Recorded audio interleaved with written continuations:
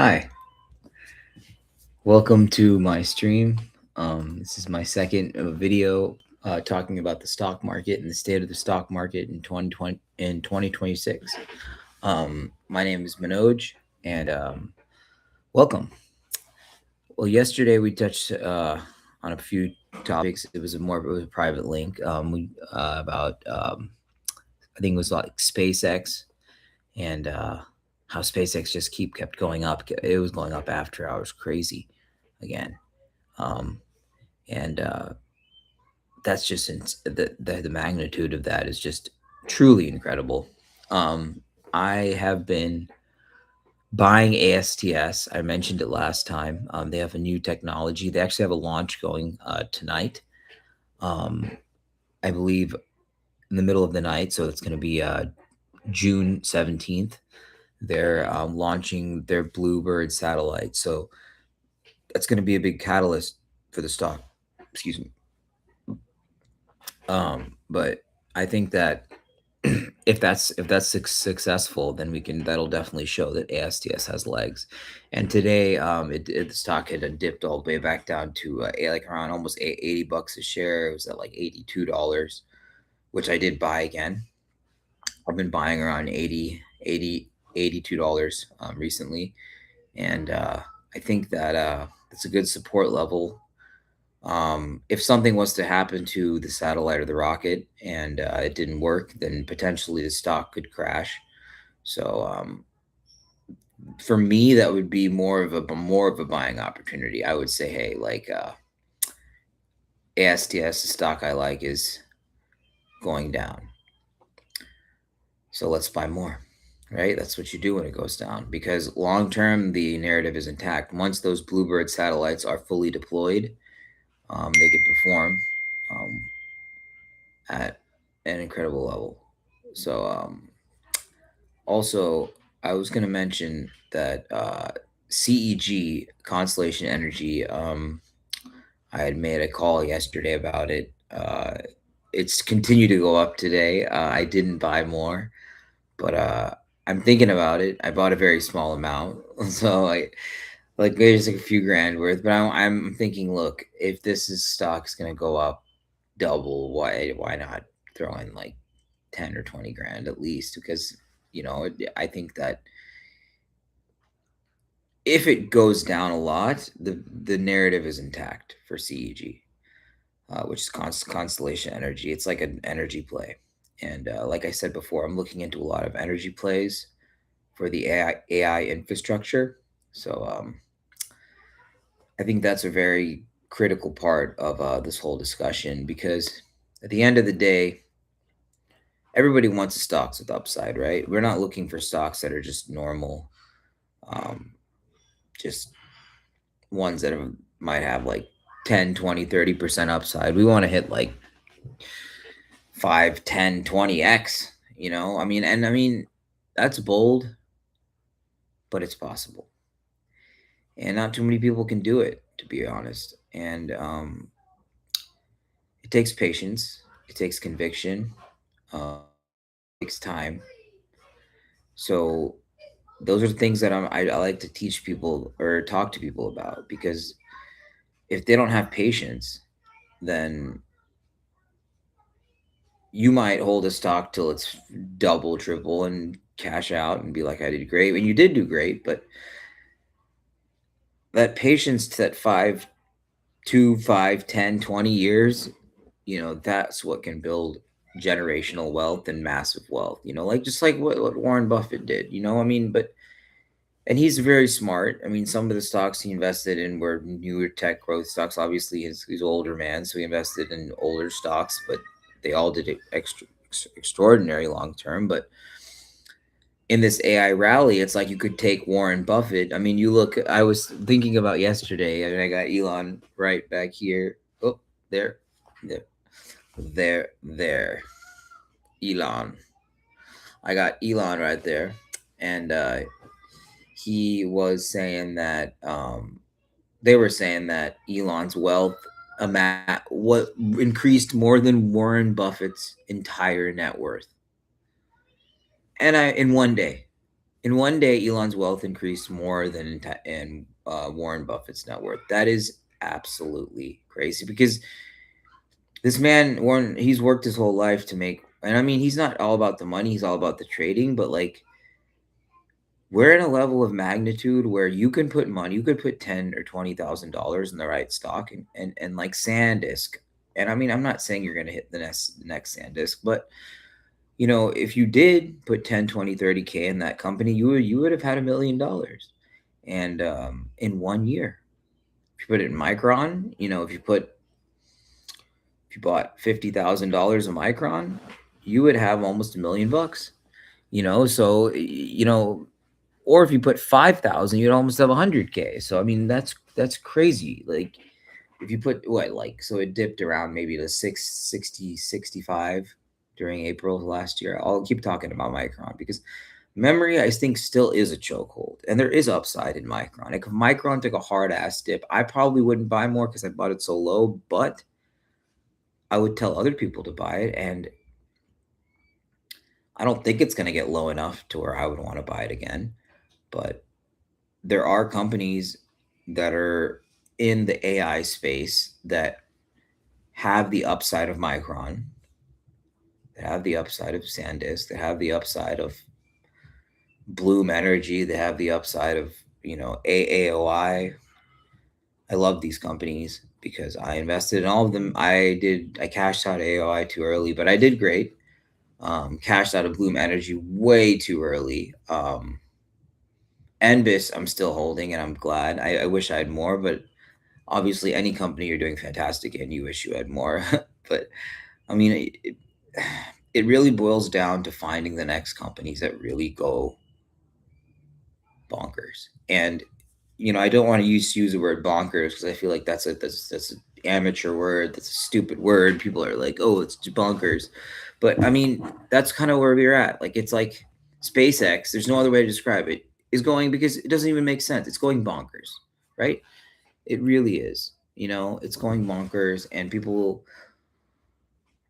are going to make a lot of money, and people are going to lose a lot of money because they might buy the top and might get burned when the insiders start selling. But they're locked up right now, so it's like the perfect storm for the stock to keep potentially going up into infinite. They said some people were saying it could potentially beat Nvidia's market cap in the next.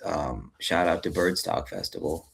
And this is one of my local festivals. I live in Bird Rock, but I live near Pacific Beach as well, so I rock both La Jolla and Pacific Beach. But anyway, I really think the market is still got a lot of upside, and there's going to be pockets of correction. Like today, I think most of the market sold off like normal. Like a lot of small caps sold off. I know a lot of tech stocks sold off. Um, but that's okay because let it keep selling off, and you'll find the perfect buying opportunities. Like certain stocks, like ASTS, I'm betting on it. And I mean, if that thing crashes, I didn't throw all my chips in. I'll buy more if it dumps harder. But what if they hit it on the nose? The thing could be a runaway train. So might as well accumulate as many shares as I can at the lowest price. And right now, you know, 82 or whatever I bought it at is not that bad of a price. It's not that great of a price, but it's pretty decent price if you factor in the upside or the potential upside of ASTS, which could be massive. So, you know, today I saw Rocket Lab and a few other companies going back down, and I thought to myself, I was like, man, that really sucks that these companies go back down. And then I was like, hey, wait a minute, maybe it doesn't suck because they're actually consolidating around their correct valuations, which is a healthy thing. You don't want these to be meme stocks. You want them to be reputable because Peter Beck is a very reputable CEO, and he runs a tight ship. He runs a good operation, you know, so he runs a great company, and he's a genius in my opinion, and he's why the company's doing so well. But I'm saying that when Rocket Lab consolidates around 100, people are going to be like, oh man, hit 150, and then it came back down. Damn, I bought the top. It's a meme. No, hold it, because if you look, even the price of sales is less than SpaceX. And like in time when they launched their Neutron, rocket, and they're able to accomplish their goals, then people will see the type of things that Rocket Lab can do. And I think that's going to increase the not just the valuation, but also the hype. And I don't want to just use the word hype like in a light way, because hype sometimes is just like a factor to create, for long short-term hype, and everything pops and then everything dumps type thing. But sometimes hype can change the world. Like if you have hype about though our as humanity, if we have hype about space to say, hey, like let's get to the next level with space, right? To say, hey, like the hype about space will take us to the new frontier, because we really care about investing in space, and we care about a lot of engineers, a lot of people involved in rocket programs and rocket companies like SpaceX and Rocket Lab and ASTS, like rocket-based, satellite-based companies, space-based companies. Now there's so more and more companies popping up. And Lunar was another one that I saw take a huge hit today, and I was like, dang, went down like 10% till today, Lunar. And I was thinking about it, and I was like, maybe they're just creating a buying opportunity long term, because even if that thing goes back down to like $10 or $7 or something, I wouldn't be that upset, because I've seen that happen, and I've seen the stocks go all the way back down and then go all the way back up even higher. So sometimes Wall Street creates a buying opportunity for us retail investors. And that's kind of what we should focus on. It's not just say like, hey, like, why is my stock getting crushed? Look at the fundamentals. And I mean, some of these companies don't have great fundamentals, but they have a great potential. And potential can turn into a lot if they can execute and get contracts and stuff like that. So that was pretty good talk. But I mean, let's kind of delve into something else for the last couple minutes today. I'm not gonna hold you guys too long. I think I like the 20-minute session, so I'm gonna stick with that. Because people were okay. So right now I've got a message from my friend Hunter. He chimed in. He's my neighbor. He works in the Navy. Um, he's talking about a few other companies, AI, BZ. I don't even know what he saw, but I told him about this one.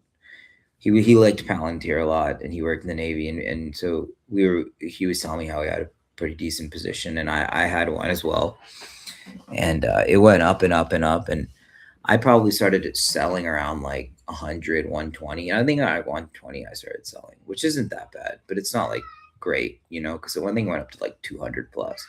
So, and then I think I sold more at 160, and I didn't sell after that. I think I stopped. Like I sold around one like 65, maybe like I sold a few shares at 175. Like I did not sell at the top, but I sold okay at the end.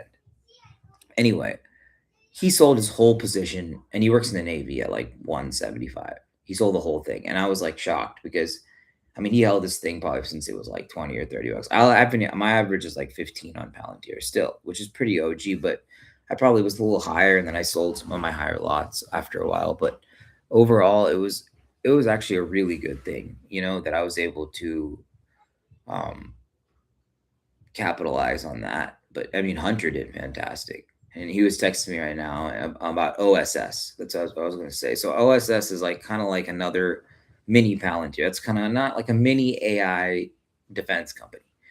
So they are based here in San Diego. I don't know. Hunter works in the Navy, so he put in some, and he did fantastic. He bought it at like $2 around. I mean, I did, but he put in a lot. I mean, not a lot, but like maybe double, triple, almost what I did. And he held that thing until now, and it's gone tenfold. So he put in probably like if you put in 10K, you make 100K. You put in 20K, you make, and then even though it's gone tenfold, it could double or triple again, realistically, because of what edge AI is, with what the technology that OSS has, the military technology, and the other applications of what their AI technology has. These type of small cap companies, these are under a billion market cap companies, right? So let's say a company worth $50 million or $100 million has some AI breakthrough. boom, dude, you can have a 5x 10xer. And if you put in like 100, but like me 100 did 510K or whatever, you got a pretty decent money on your hand. You know, you've made 50 grand, you made 100 grand, whatever. Like you maybe made more, you know, if you put more money in. But the fact is like, it's not just about finding these companies. It's about holding them, because we bought these like a year and a half ago, like you know, at least a year ago. Yeah, like in early 2025. So it's over a year ago we bought these companies, and we've held them since then. And that's why we really are making money, because we're like, hey, it's worth it to actually hold these companies long and see what happens, because at the end of the day, you don't know how high it's going to go, right? Like look at AMD. You're being Hunter talking about AMD as well. Like, dang, man, AMD has been like, I bought that at first at $2 a share, but then I sold it. Then I bought it back around like $15, $16 and $30. But I didn't hold, I would have like a few hundred shares from those lots.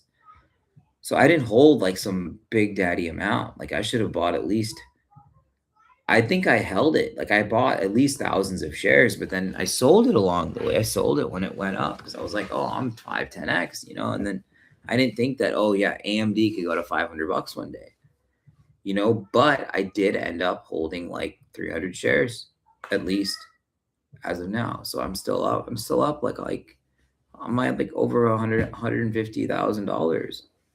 So that's freaking money in the bank, bro. And Nvidia, I'm up like at least like maybe almost 200K, 150, 175K. Like Palantir, you know, and Tesla and Rocket Lab and Google. So that's how you do, bro. Like, and then you hold. Like I was looking at Netflix today. I was like, okay, let's end on this. We got 3 minutes to go.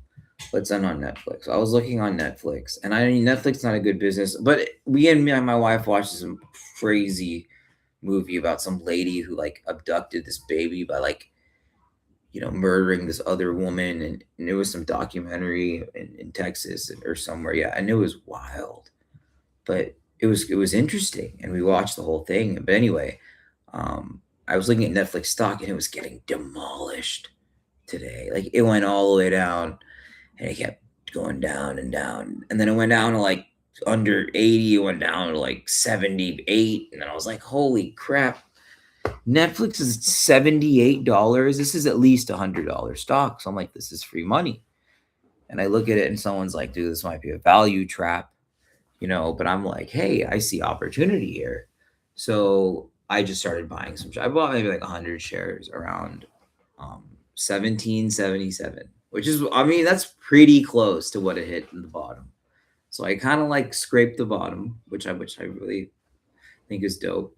But we'll see what happens. I mean, I think Netflix is a solid company. I think they do have some headwinds, you know, but I think long term, it'll shake out and be fine. But the world is changing fast, you know, with AI, other things, and companies have to adjust quickly. And if they don't, they die out. So we're at a very like an inflection point in time in history with this revolution. So let's continue this. And maybe like I think we're gonna start doing these every single day, because I really like to just engage with y'all. Tomorrow I'm gonna be on with my friend Caleb, Father of Trades. He's on StockTwits as well. His name is Father of Trades on StockTwits. I'm Manoj, and then my last name is Aggarwal. So it's Manoj Aggarwal. That's at Manoj Aggarwal on StockTwits. Hit me up. Let's chat. Let's talk about stocks. And let's keep it rolling, dude. Let's keep this bull market rolling. I think that there's a lot of good things to come, and I think that the next time around we'll talk about a few different subjects, maybe like some to get astray away from the space, and maybe get into like commodities, or rare earths or something. I don't know, something. At least we'll get into something different, so we won't keep talking. But hey, check out ASTS, check out that launch. Y'all have a nice day. Peace out. It's Manoj. Bye, guys. It was good talking. Round 2. Peace out.